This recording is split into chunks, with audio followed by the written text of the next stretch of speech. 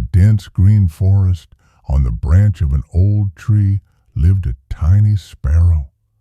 She had built a small nest from dried twigs, soft grass, and feathers she collected. It was her home and her world.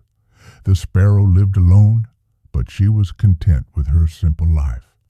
One bright morning, a crow flew past the tree and noticed the sparrow's neat little nest. Curious, he perched nearby and greeted her with a friendly voice, asking about her well-being. He spoke with sweet, affectionate words. The sparrow, usually lonely, felt happy. After a long time, it seemed someone cared. From that day onward, the crow and the sparrow met every day. They talked for hours, shared their feelings, and often looked for food together. Slowly, the sparrow began to believe the crow was her true friend.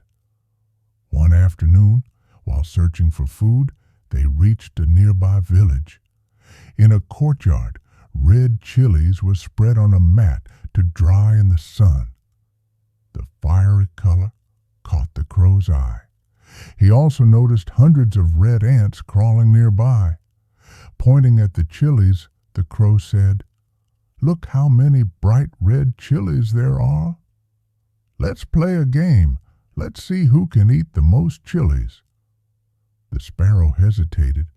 It sounded strange, but she thought it might be harmless fun. Then the crow added a condition. Whoever wins will have the right to eat the other. The sparrow felt uneasy, but assumed he was joking and agreed. The contest began. Both started pecking at the chilies. The sparrow, honest by nature, ate sincerely. The sharp spice burned her tiny throat, but she continued. The crow, however, was cunning.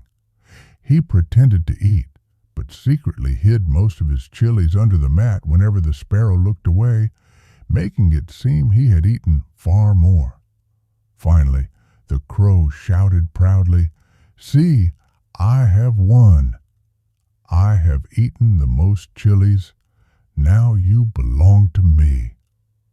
The sparrow was shocked. She had believed he was her friend, but now she saw his true colors. He had tricked her, and worse, he intended to harm her. His eyes gleamed with hunger. Though small, the sparrow was clever.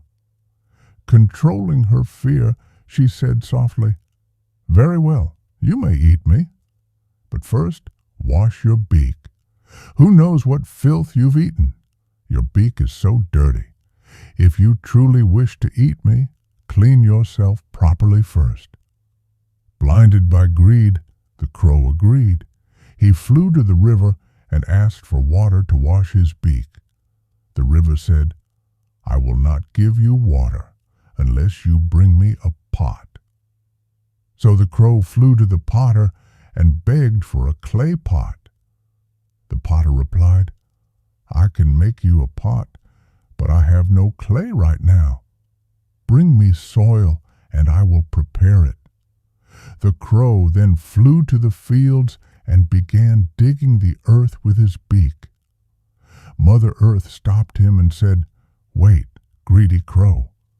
The whole world knows you feed on garbage and filth. How dare you spoil my soil with your foul beak? If you want my soil, first bring me a hoe." So the crow flew to the blacksmith and begged, "Please make me a hoe."